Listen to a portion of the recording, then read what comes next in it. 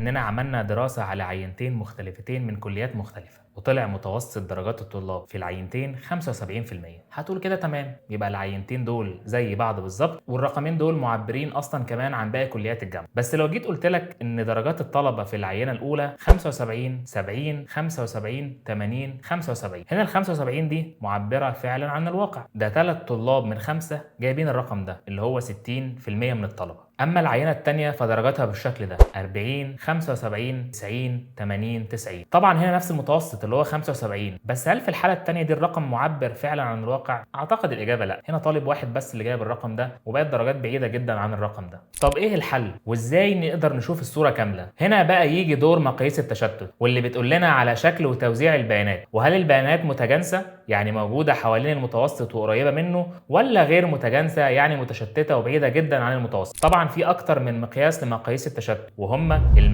المدى بين الربعين، الانحراف المتوسط، التباين، الانحراف المعياري، معامل الاختلاف. تعالوا نتكلم عن كل مقياس منهم واحده واحده كده بالتفصيل. اول مقياس من مقاييس التشتت معانا وهو المدى او الرينج، واللي هو ببساطه الفرق بين اكبر قيمه واصغر قيمه. يعني لو معانا مجموعه البيانات دي 50 75 80 85 90، فهنا المدى هو عباره عن الفرق بين اكبر قيمه اللي هي 90 واصغر قيمه اللي هي 50. يعني 90 ناقص 50 تساوي 40. طبعا المدى ده سهل جدا في حسابه، وبيدينا كده فكره اوليه عن انتشار وتشتت البيانات، لكن مشكلته انه بيتاثر بشكل كبير جدا بالقيم الشاذه او المتطرفه، زائد انه مش بيوضح لنا بشكل كافي توزيع باقي البيانات. تاني مقياس من مقاييس التشتت معانا وهو المدى بين الربعين او الانتر كوارتايل رينج، وهو الفرق بين الربع الثالث او الكوارتايل 3 او بنسميه اختصارا كده بكيو 3 ناقص الربع الاول او كوارتايل 1 او كيو 1. يعني بيساعدنا نشوف كده الطبقه الوسطى في مجموعه البيانات بتاعتنا دنيتها ايه. يعني لو عندي مجموعه البيانات دي ورتبتها، فهنا كده هيطلع عندي الربع الاول ب 20 والربع الثالث ب 60. كده عشان نحسب المدى بين الربعين هنطرح الربع الثالث ناقص الربع الاول، يعني 60 ناقص 20، الناتج هنا 40.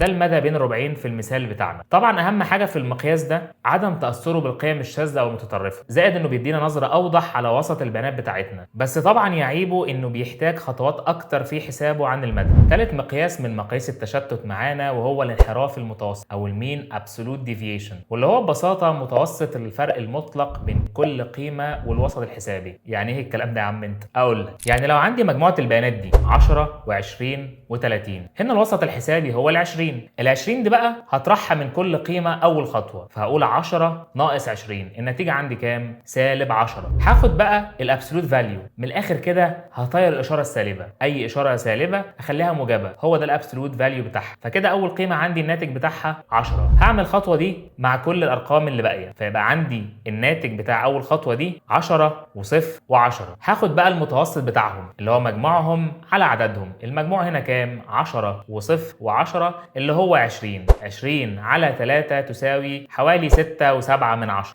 اهم حاجه بتميز مقياس الانحراف المتوسط هو انه اسهل في حسابه من التباين والانحراف المعياري اللي هنتكلم عنهم كمان شويه، زائد انه معبر اكتر عن نفس قيم مجموعه البيانات مقارنه بالتباين. بس اللي يعيبه انه مش مقياس شائع ومنتشر بين مقاييس التشتت. رابع مقياس من مقاييس التشتت معانا وهو التباين او الفاريانس، وهو متوسط قيمه الفرق بين كل قيمه والمتوسط. طب ما تشعبوا لنا الكلام ده شويه يا ابو عمو. اقول لك. يعني لو عندي مجموعه البيانات دي 2 و4 و6، هنا المتوسط اللي هو كام؟ اللي هو 4. اول حاجه حليناها هنا بقى هطرح كل قيمة من المتوسط ده، فهقول 2 ناقص 4 اللي هي تساوي كام؟ تساوي سالب 2. سالب 2 دي بقى هربعها، يعني اقول سالب 2 في سالب 2 او سالب 2 اس 2 اللي هي 4. لما اكرر العمليه دي على كل قيم البيانات عندي هيطلع الناتج 4 وصفر و4. هاخد بقى المتوسط بتاع الارقام دي اللي هو مجموعهم على عددهم، ف4 زائد صفر زائد 4 يساوي 8 على 3 هيديني حوالي 2.7. طبعا المقياس بتاعنا ده مقياس شائع جدا بين مقاييس التشتت، وبيستخدم في كتير من الاختبارات الاحصائيه، ومهم بشكل عام يعني في النظريات الإحصائية المختلفة، لكن يعيبه إنه مبني على قيم مربعة، وبالتالي بيتأثر بشكل كبير جدا بالقيم الشاذة لما بربع الفرق بينها يعني وبين المتوسط، فبيطلع هنا التباين برقم كبير جدا قد يكون غير معبر عن الواقع. وممكن برضو بسبب موضوع تربيع البيانات ده حتى لو ما فيش قيم شاذة إنه الناتج ده يطلع رقم كبير جدا جدا عن نفس قيم مجموعة البيانات بتاعتنا، وبالتالي ممكن يكون فهمه وتفسيره صعب بشكل مباشر. خامس مقياس من مقاييس التشتت معانا وهو الانحراف المعياري او الستاندرد ديفيشن. فاكر يا ابو عمو الخطوات اللي عملناها في التباين؟ هنعملها زي ما هي بالظبط، هنزود خطوه واحده بس عليها، اننا هناخد الجذر التربيعي بتاع الرقم بتاع التباين. يعني في المثال اللي شرحناه من شويه كان الناتج لو تفتكر 2.7، هنزود خطوه واحده بس، هناخد الجذر التربيعي بتاع ال 2.7 دي، هيطلع عندي الناتج 1.6. طبعا مش محتاج اقول لك ان الانحراف المعياري ده قد يكون اكتر مقياس مستخدم من مقاييس التشتت، وهو كمان بيمتاز انه الناتج بتاعه بيبقى معبر اكتر عن نفس قيم مجموعه البيانات بتاعتنا. بس طبعا يعني بما انه مبني على التباين فهو برضه بيتاثر بالقيم الشاذه او المتطرفه. بس الخطوه الاخيره دي بتاعت الجذر التربيعي بتقلل من حته الموضوع شويه. سادس واخر مقياس من مقاييس التشتت معانا وهو معامل الاختلاف او coefficient of variation، وهو عباره عن الانحراف المعياري مقسوم على المتوسط في 100. والمقياس ده بنستخدمه لما بنحب نقارن التشتت بين مجموعتين من وحدات مختلفه. يعني على سبيل المثال لو بقارن التشتت في الدخل بين مجموعات مختلفه وبالتالي طبعا عملاتهم مختلفه، او بقيس التشتت بين مجموعات من البيانات وحدات قياسهم مختلفه زي السنتيمتر والمتر والكيلومتر على سبيل المثال. يعني لو جيت قلت لك انه الانحراف المعياري في العينه الاولى 3000.5 دولار وفي العينه الثانيه 2000 يورو، انت كده استفدت ايه؟ وهل بالضروره العينه الاولى متشتته اكتر من الثانيه؟ او لو جيت قلت لك انه الانحراف المعياري في المجموعه الاولى 60 وفي الثانيه 70، هل بالضروره برضو العينه الاولى افضل من الثانيه؟ ما نعرفش. هنا بقى يجي دور معامل الاختلاف. خلينا نوضح بمثال.